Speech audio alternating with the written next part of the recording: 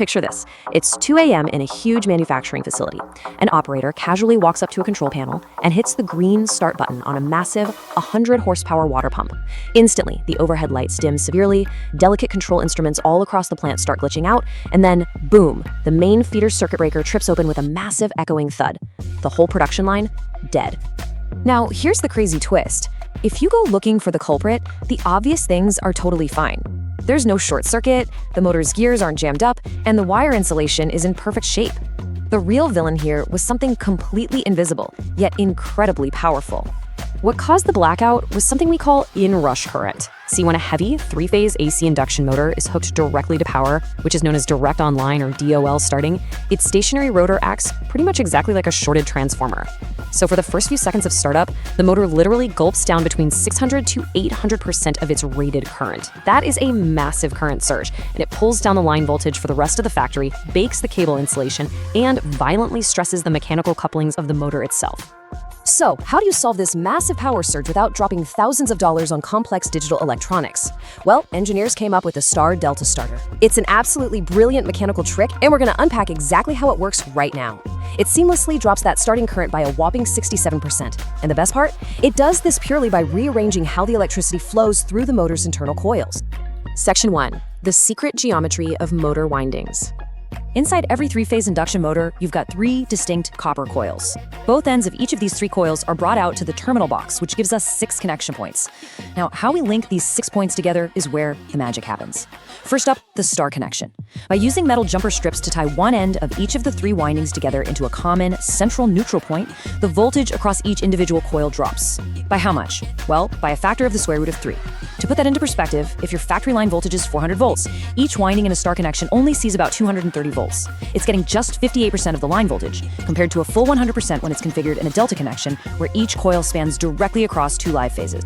So here's your star delta math cheat sheet.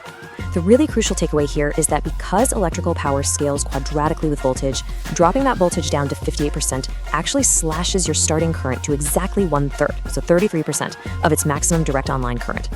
Now, the trade-off, as you might guess, is that your starting torque also drops to 33%. But hey, for spinning up heavy flywheels, vans, or unloaded pumps, a soft start is exactly what you want before you shift into high gear. Section 2. The 3-contactor orchestra. Right, so how do we actually shift into high gear? To swap these connections automatically, while a motor is spinning at thousands of RPM, we rely on a beautifully choreographed orchestra of hardware. We've got 3 specific contactors. Think of them as heavy-duty electromagnetic switches. There's the main contactor, KM1, which handled the primary line power. The star contactor, KM3, which bridges the terminals to form that reduced voltage neutral point. And the delta contactor, KM2, which hits it with full line power for regular operation. And keeping everything in check is a precision timer, KT1, that conducts this whole transition. Here is the exact sequence they follow, step by step. First, you hit start, and the star contactor closes, instantly followed by the main contactor. The motor starts softly, drawing just 1/3 of its usual current. Then, the timer starts counting down, usually for about 7 seconds or so, and triggers the transition. The star contactor opens up, and for about 50 milliseconds, the windings are completely disconnected. This tiny, absolutely critical pause lets the internal magnetic electrical arcs extinguish. Finally, the delta contactor snaps closed, roaring the motor up to a full 100% power and torque. Section 3, the fatal flaw and safety interlocking. Now, I want you to think about the geometry we just covered. The star contractor ties the motor terminals together to ground, or neutral potential, but the delta contractor ties those exact same terminals directly to the live phase power lines. So what do you think happens if the timer fails, or a wire gets crossed, and both of these contactors activate at the exact same moment? Yeah, you guessed it. You get an instantaneous, explosive phase-to-phase short circuit.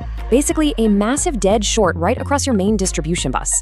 It is a terrifying, severe event that will absolutely melt wires, destroy the panel, and completely shut down the plant. So, to make absolutely sure this disaster never happens, professional systems use something called dual interlocking. First, you've got a mechanical interlock. This is an actual physical plastic rocker arm wedged right between the star and delta contactors that physically blocks one from pulling in if the other is closed. Second, there's an electrical interlock. We route the control wiring for the star coil through a normally closed contact on the delta side, and vice versa, so it physically breaks the electrical path. It's dual protection, completely fail-safe. Section 4, step-by-step control wiring. Following the current path here, we always start at the protection line. Power flows safely through the overload relay and the stop button.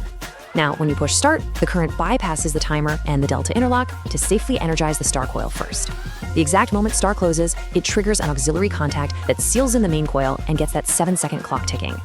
Finally, the timer hits 0, gracefully cuts power to star, waits that tiny fraction of a second we talked about, and sends power through the star interlock to seamlessly lock us into full delta operation. It's honestly just an elegant dance of electricity. Section 5. Star delta versus modern tech.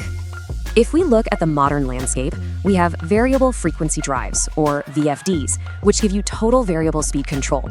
And we have soft starters that offer a perfectly smooth current ramp without those mechanical clinks. However, both of those alternatives bring a significantly higher cost and a whole lot more complexity. And honestly, that is exactly why the Star Delta starter survives and thrives today. It remains a cornerstone of industrial control because it's incredibly low cost and fiercely reliable in punishing, hot, dusty factory environments. It gives you bulletproof, reduced voltage starting from massive compressors, chillers, and pumps, and it does it all without requiring a single line of software code to function flawlessly. It really leaves you wondering, doesn't it? In an age of incredibly complex software and microchips everywhere, when lives, massive machinery, and entire factory production schedules are on the line, is the most ingenious and resilient solution still just brilliant mechanical geometry?